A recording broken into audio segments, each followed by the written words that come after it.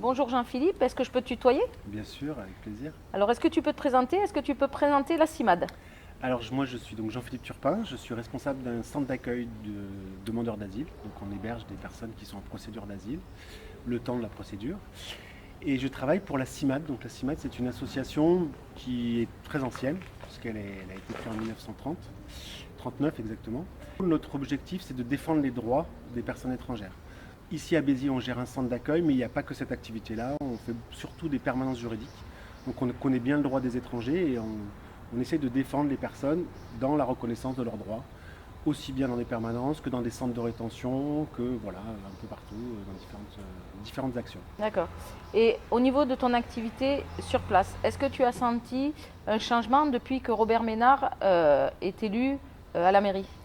Alors nous, on n'a pas eu de changement radical parce qu'on n'est pas du tout dépendant de la mairie. On a un financement de l'État, on est un établissement social et médico-social, donc avec une dotation. Donc je dirais dans un premier temps, non, on n'a pas vu de différence pour nous, il n'y a pas eu d'impact direct. Par contre, nous, ce qu'on a constaté, c'est une banalisation du discours raciste et c'est ça qui nous inquiète. De mon point de vue, il fait un travail idéologique plus que pratique. Il gère une ville comme n'importe quel maire gérerait la ville. Enfin, je ne pense pas qu'il y ait de grosses différences, même si on pourrait trouver des choses qui sont à redire. Mais par contre, ce qui est très dangereux, c'est le discours qu'il véhicule et qu'il autorise les gens à penser de manière raciste, il faut utiliser le mot. Et c'est plutôt ça qui est inquiétant. C'est-à-dire que c'est voir l'évolution des mentalités qui est permise par cette banalisation du discours de Robert Ménard. Il légitime en Exactement. quelque sorte. Il légitime, exactement. D'accord. Il légitime ce discours raciste.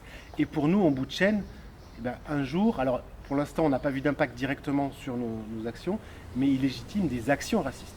Pour moi, un exemple vraiment très important, qui est significatif, qui a eu lieu à Béziers, c'est la mort de Mohamed Ghabzi. Pour moi, l'action des policiers municipaux sont une des conséquences de cette banalisation du discours. Je n'ai pas besoin de réexpliquer les affiches que Robert Ménard avait disposées dans sa ville en disant avec les armes qui légitimaient complètement leur action. C'est en ça que c'est très dangereux ce discours-là, c'est qu'en bout de chaîne, il permet à des gens de faire des choses qui sont absolument ignobles. Toutes les affiches choc et pour faire le buzz qu'il a fait sur Béziers, tu penses que ça a eu aussi un réel impact sur la vision et sur toute cette banalisation par rapport... Exactement, je pense que c'est ça sa spécificité. C'est moins dans sa gestion concrète que dans les messages qu'il a véhiculés via les affiches, via la presse, via le fait qu'il est constamment dans les informations nationales, sans arrêt sur CNews, sur TF1, etc. Le discours qu'il véhicule, qui est quand même un discours super rude, sur le grand remplacement. Les élèves dans les écoles, 70% qui ont des noms d'origine maghrébine. Tous ces trucs-là, les affiches, etc., ça permet aux Biterrois, mais de manière générale à l'ensemble de la population, de dire bah oui, finalement, c'est vrai, on est envahi, c'est vrai, les étrangers ne s'intègrent pas, etc., etc. Et voilà, il fait un travail idéologique. Donc on ne le voit pas directement, mais on le voit dans l'évolution du discours. C'est-à-dire qu'aujourd'hui, même des gens qui se disent centristes ont un discours qui est beaucoup plus à droite qu'il y a ne serait-ce que 10 ans ou 20 ans. Et du coup, qu'est-ce que tu penses de son revirement par rapport à l'Ukraine, où là, il les a accueillis et il a fait son mea culpa par rapport à ce qu'il avait dit et fait précédemment, toujours pour le buzz d'ailleurs? Je ne crois pas du tout à son mea culpa. Je pense que c'est quand même quelqu'un qui sent très très bien les informations médiatiques, qui sent bien le sens de comment les gens ressentent les événements. Et donc il a très vite vu que s'il se mettait en opposition avec cette arrivée des Ukrainiens, il n'aurait pas la majorité des personnes pour lui. L'opinion publique ne serait pas de son côté. Alors il y a l'avantage que les Ukrainiens sont des Européens, sont des Blancs et sont des chrétiens. Et donc il a surfé sur cette dimension-là pour effectivement tenir un discours d'accueil, mais qui est très localisé, qui ne s'appuie pas du tout sur le travail des associations localement, pour continuer à être légitime et à pouvoir continuer son discours raciste. Je crois qu'il a eu aussi il continue à avoir des réactions sur le Burkini. La semaine suivante son mea culpa dans la presse, il y avait des grandes affiches dans Béziers qui étaient la feria du cochon. Et c'était le premier jour du Ramadan. En fait, il s'est presque servi aussi de cette histoire pour à nouveau qu'on parle de lui. Ça. Voilà. Alors il faut bien préciser, quand on dit il parle de lui, c'est vrai, mais c'est moins, il n'est pas dans une stratégie, de mon point de vue, Il n'est pas dans une stratégie individuelle, personnelle. Je ne pense pas qu'il recherche, lui, Mm. du pouvoir, même si, évidemment, il aime ça. Mais je pense que c'est vraiment, c'est un politique, un vrai.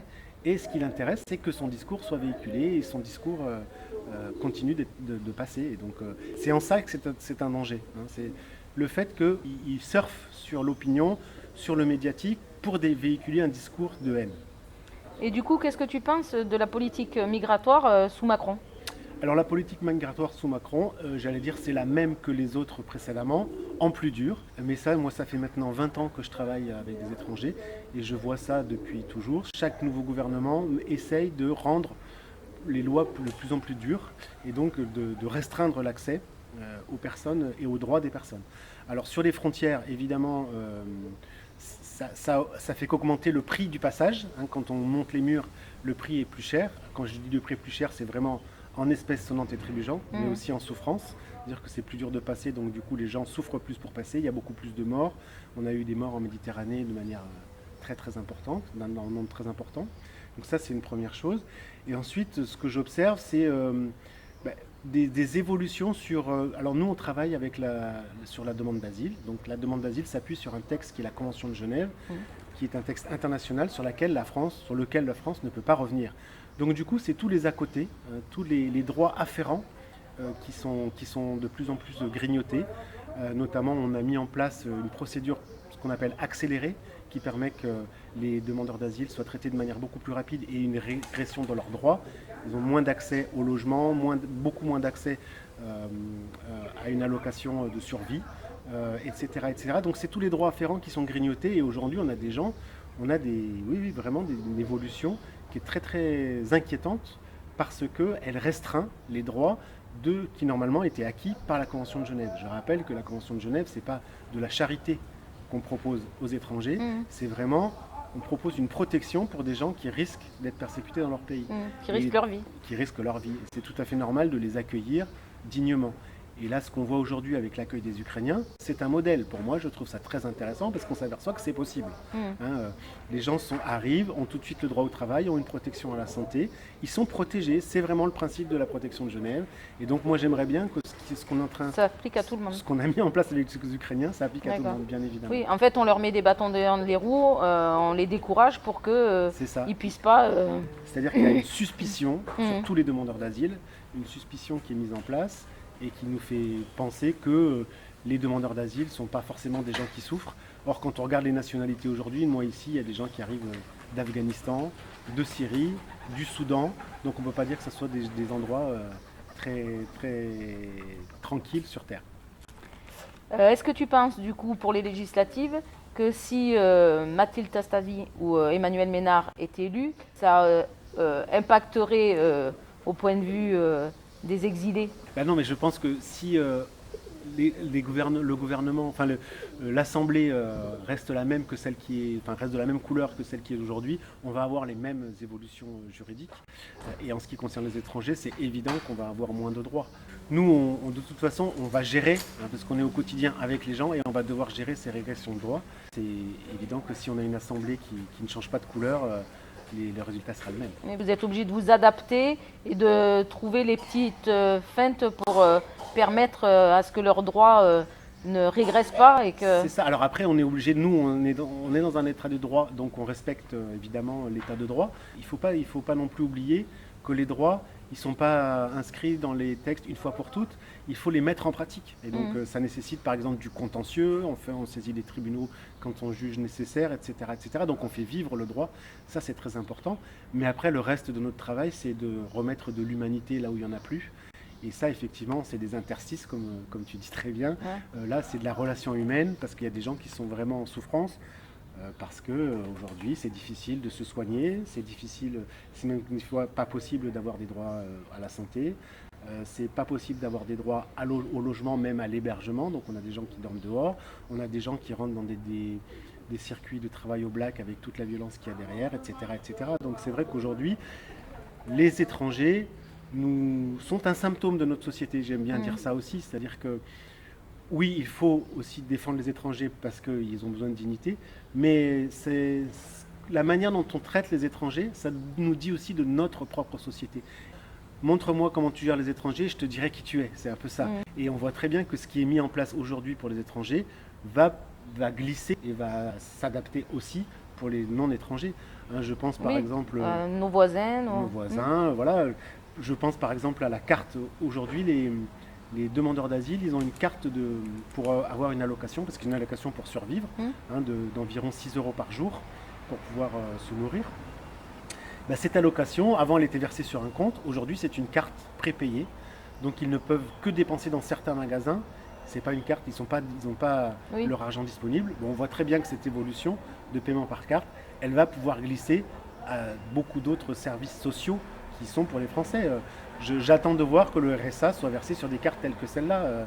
Clairement, on voit avec ce qui se passe avec les étrangers, ce qui nous attend. Oui, c'est comme pour l'allocation rentrée scolaire, où il y en a qui disent qu'il faudrait à tout prix que on ne puisse la dépenser que pour certaines choses. Exactement. Et on dit, il y en a, ils s'achètent une télé 4K avec, voilà. C'est exactement ça. Et on banalise ce discours-là, alors que des gens qui s'achètent des télés, je pense qu'il n'y en a pas beaucoup, ils pensent d'abord à leurs enfants, ils vont les habiller, ils vont acheter les produits scolaires qui sont d'ailleurs de plus en plus chers, parce que l'État prend de moins en moins de choses là-dessus. C'est exactement ça. Et je vois le jour où effectivement l'allocation de rentrée scolaire sera donnée sous forme de carte de paiement. Comme on fait des cartes cadeaux. Comme on fait des cartes cadeaux qu'ils ne pourront dépenser que dans des magasins où il y a des fournitures scolaires.